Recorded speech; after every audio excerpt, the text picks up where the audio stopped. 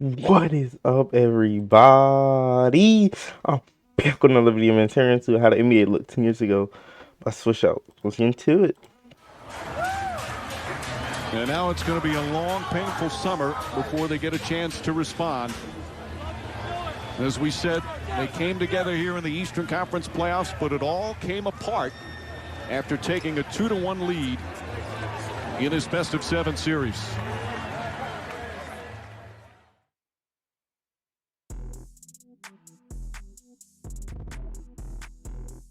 The NBA 10 years ago, it was completely different. For starters, the NBA was just so down bad, bruh. Like, we didn't even know if we were getting a season that year. Big disagreements between players and owners when it comes down to how the money would be split going forward. It caused a 5-month lockout. Now, during this time, we did get blessed. Like, ball is life, that was basically our NBA. We got some of the greatest pickup games of all time with damn near all our favorite players being involved, so that was a plus. But eventually, we got to the point where we were ready for some real basketball.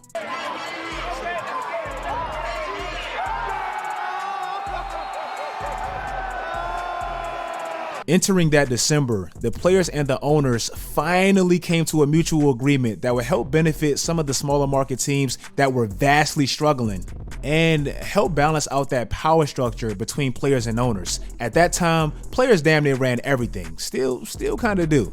The 2012 season, it will start with one of the biggest what-if trades of all time. We're still hearing about this one specific trade to this day.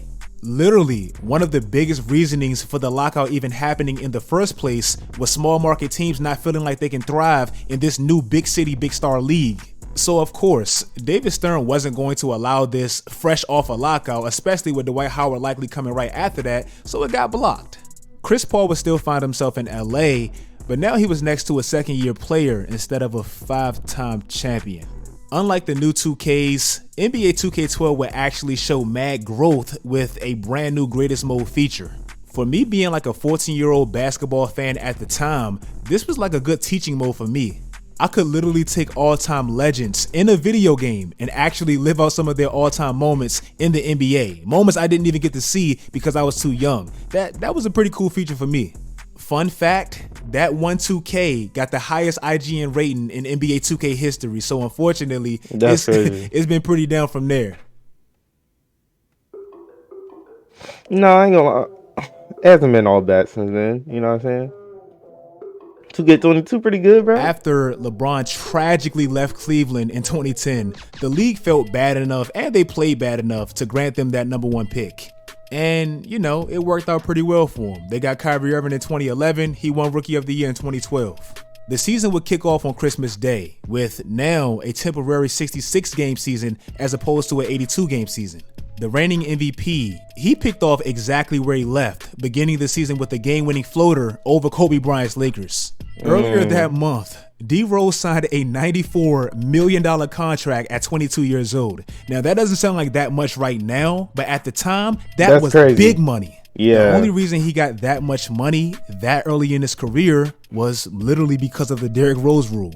This rule basically allows young players that clearly outplayed their rookie contracts meeting certain stipulations. This allows them to earn 30% of their team's cap as opposed to the previous 25%. Whoa. Hence why Luka Doncic today, he was able to sign a $200 million contract fresh off his rookie deal. Whoa, I didn't even know that. LeBron came back that season pretty much on some type of vengeance tour, winning his 3rd MVP and leading Miami to the 2nd seed in the East.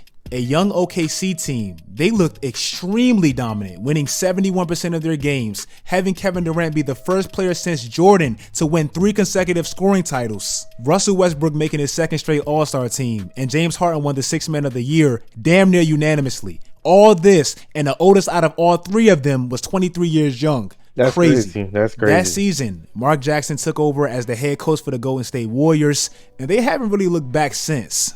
Mark's first season there, Steph missed 40 games with a season-ending ankle injury.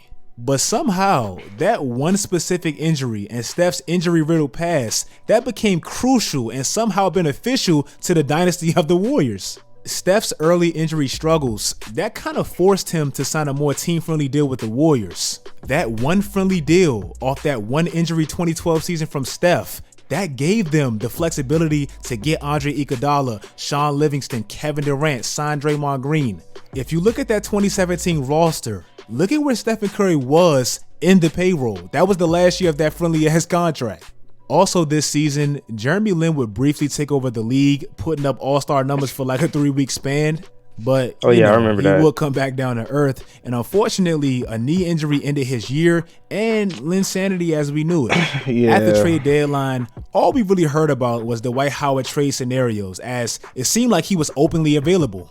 Remember, that was a top 5 player in the league at the time on the market mid-season, so everybody was in shambles. But ultimately, he agreed to stay, at least for the rest of that season. Wrapping up the season, the New Jersey Nets will play their last game in Jersey before relocating to Brooklyn.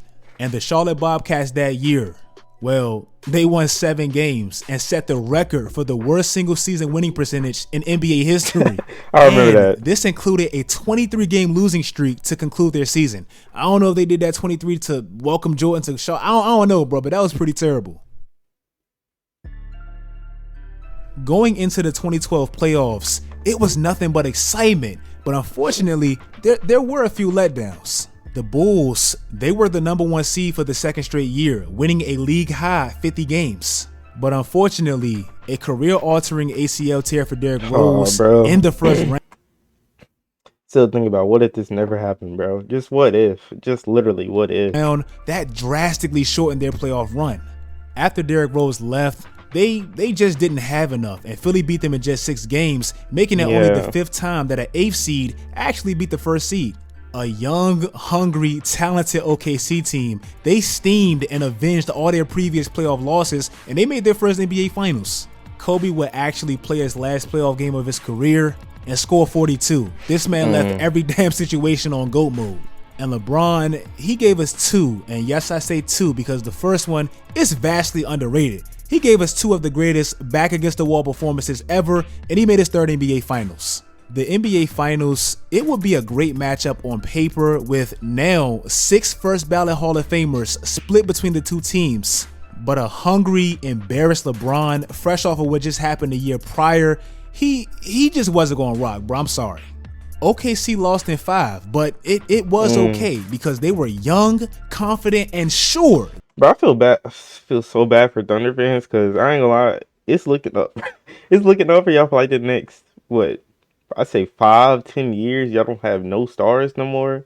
Y'all got rid of Chris Paul. Y'all got rid of Paul George, Russell Westbrook, KD. They all gone. Y'all don't have no one in it. Your team full of rookies. So for like the next 5-10 years, yeah, it's basically up for y'all, bro. Keep it a stack unless y'all get what's the name, bro? The Brooklyn Nets treatment where y'all just signed a bunch of superstars one all season. It's looking up for y'all, bro. I ain't gonna lie, bro. They'd be back. Just listen to how unfazed James Harden and KD were about the Lakers possibly destroying the West and getting Dwight Howard. Now, what do you think of Dwight Howard going to the Lakers? You don't care. Look at these guys. Come on, well, that's major. Bro, do you not know how crazy it is? Because at this time, Dwight Howard was literally the best, like basically the best center in the league, bro. Do you not know how crazy that is? That he was, bro. So for them to act like that is crazy, bro. Because Dwight was literally the best center in the league back then. So that's crazy. The Lakers are getting a crazy team. Good for them. Yeah, good for them.